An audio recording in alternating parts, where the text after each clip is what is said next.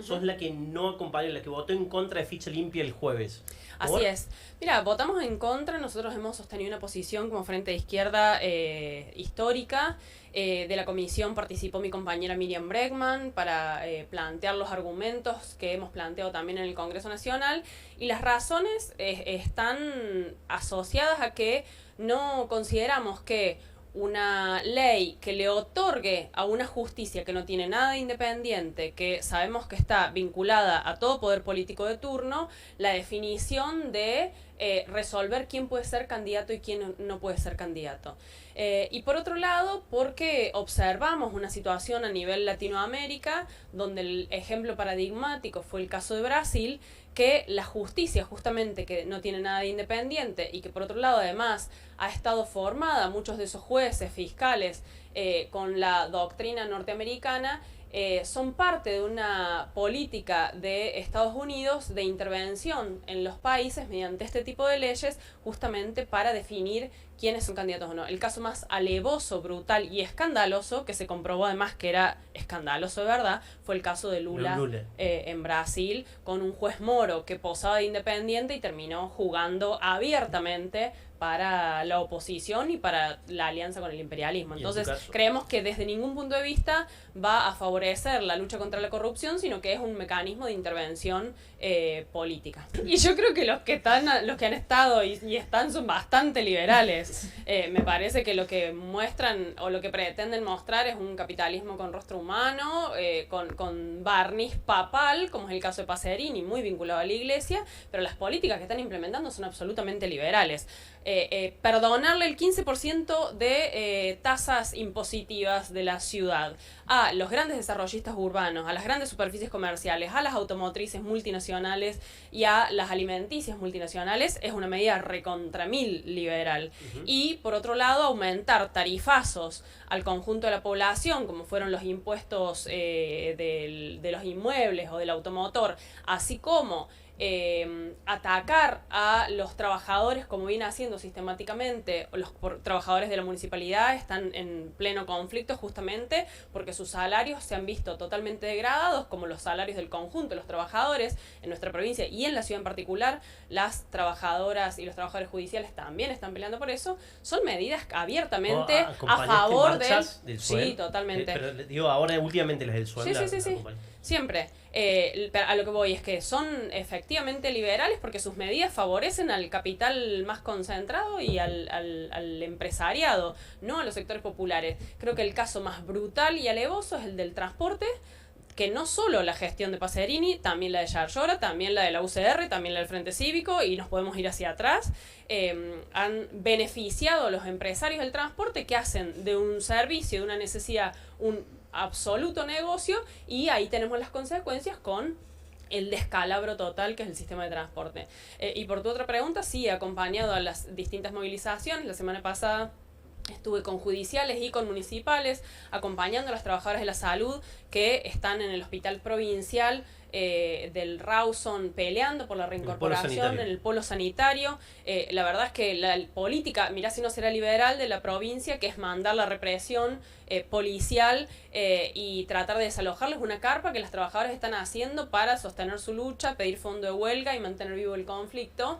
Si bien acá no hay represión con gaseadas y demás, como sí podemos ver a nivel nacional con los jubilados todos los miércoles, no deja de ser una medida de amedrentamiento contra los trabajadores. Entonces, desde nuestro punto de vista, ya son liberales. Pero ¿cómo respondes a esto que yo acabo de decir, que el ajuste no lo están haciendo los grandes empresarios, a los que al revés se les está perdonando impuestos, sino que el ajuste lo hacen siempre los laburantes? No, y los sindicatos son herramientas de los trabajadores, más allá desde ya que yo herramientas que no han... una herramienta que no ha servido para nada. No tengas que eliminar sindicatos ni que tengas que ponerte a los sindicatos. Los sindicatos son las herramientas que las trabajadoras y los trabajadores conquistamos históricamente con nuestra lucha. No hay que eliminarlos, pero hay que regularnos. No te representa un sindicalista que está hace 30 años elegido. Pero es un problema de los y las trabajadoras. No, bueno, pero ahora, creo que justamente los trabajadores son rehenes y están obligados a estar adheridos a ese gremio, son obligados, no tienen elección. Los empresarios no están haciendo el ajuste. Están haciendo el ajuste. ¿Dónde están haciendo el ajuste? Con todos los impuestos, con toda la burocracia. No, al revés, con los impuestos si les acaban de perdonar el 15%. Y vos votaste el presupuesto, Jessica. ¿Qué opinas de las multinacionales?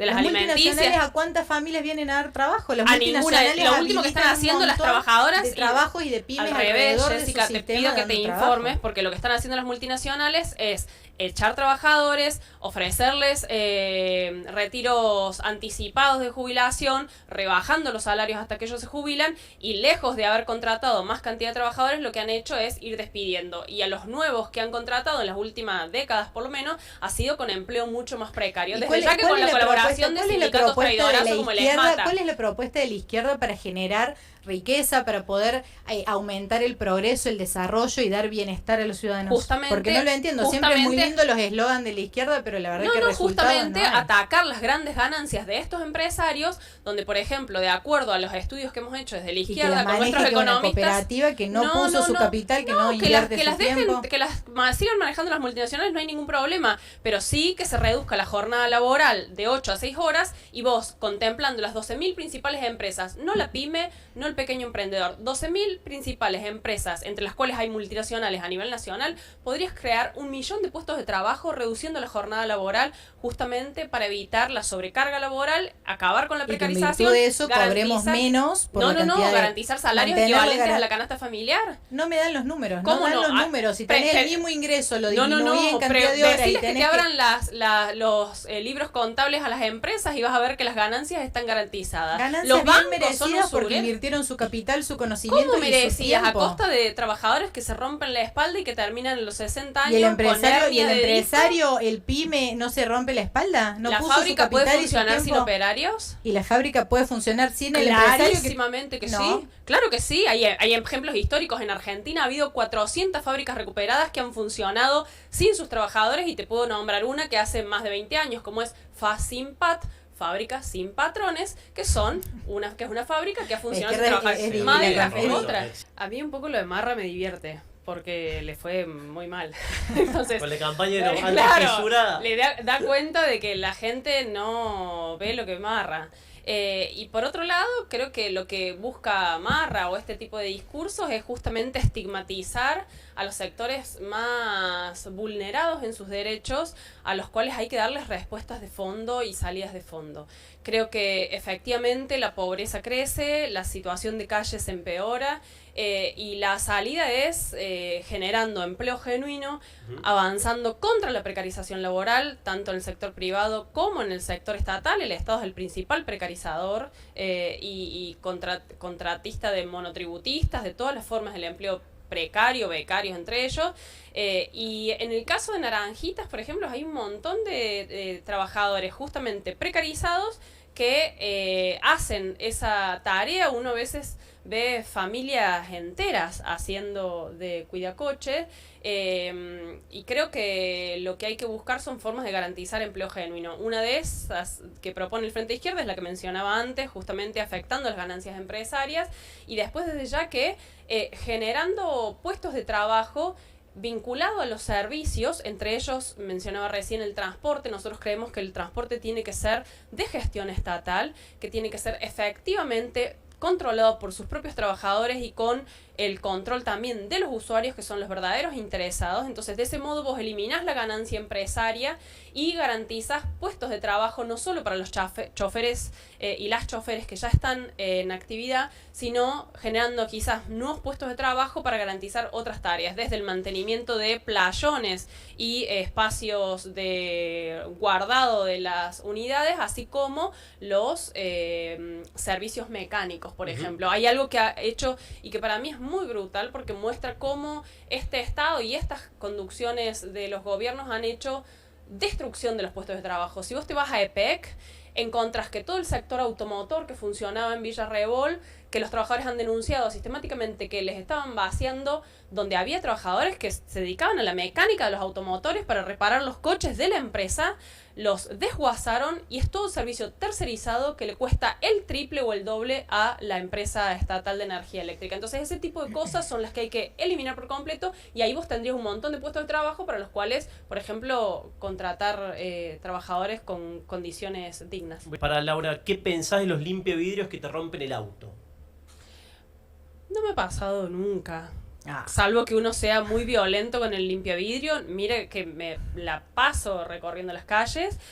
Uno puede tener buenos o malos días, ellos también, y si vos hablas en términos claros y en términos comprensivos con aquel que está tratando de hacerse el mango para llevar a su casa y darle de comer a sus hijos, y a su vez tratas de que el otro entienda de que uno no siempre tiene para aportarles una moneda en la changa que están haciendo, creo que no hay ningún problema. Sí, sé que hay sectores que se ponen heavy y que desprecian a quien limpia los vidrios como a quien cuida los coches, y quizás tenga respuestas del otro lado. Final. ¿De quién es más fácil ser opositor? ¿De Yarlora, de Pacerini o de Milei? Tenés que elegir uno solo. Uno solo. Pero están cogobernando. Qué sé yo, es fácil, Milei es la respuesta fácil. ¿Cuántos asesores tenés? 3. ¿Sos de las dirigentes de izquierda que pone parte del sueldo en un fondo común? Totalmente, sí. Lo aportamos a las luchas de los trabajadores. De hecho, hace poquito hicimos un aporte de $1.000.000 para las trabajadoras del Rawson, que son 18, desde ya que es una miseria desde el punto de vista de lo que necesitan, pero con las bancas del Frente de Izquierda es esto lo que hacemos con la dieta que no percibimos. Yo me quedo con lo que equivale a mi salario docente. ¿Vacaciones con Del Caño o con Bregman? Del Caño, es mi amigo. ¿Marcha con Del Caño o con Bregman? Con los dos. Recontra termo. ¿Qué marca de celular tenés? Un Motorola, ya no sé ni qué. Si decís un iPhone era un portazo tremendo. Un Moto G, no sé, de esos viejísimos. ¿Hablas en inclusivo? Sí. Depende. ¿Das clase en inclusivo? No, depende de mis interlocutores. En general tratamos de acordar con les pibis al inicio del año cómo queremos conversar. Un proyecto que hayas acompañado en el Consejo, un proyecto del oficialismo. ¿Que haya acompañado?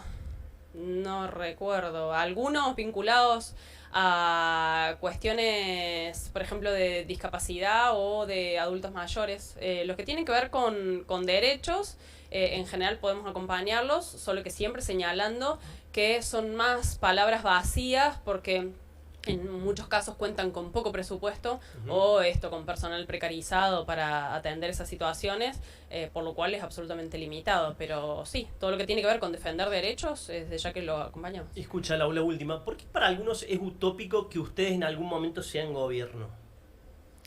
Creo porque tienen una lógica habituada a las formas de hacer política tradicional, y esas formas de hacer política tradicional es elegir cada 2, 4 años. Bueno, ahora están limitando inclusive hasta eso, y nuestro modo de entender la política es hacer construir organización todos los días, y desde ya pensar la perspectiva de que los trabajadores tomen en sus manos el gobierno de sus propios destinos, y eso tiene que ver con no este tipo de forma de gobernar, sino otra en la que haya instancias más colectivas de hacerlo.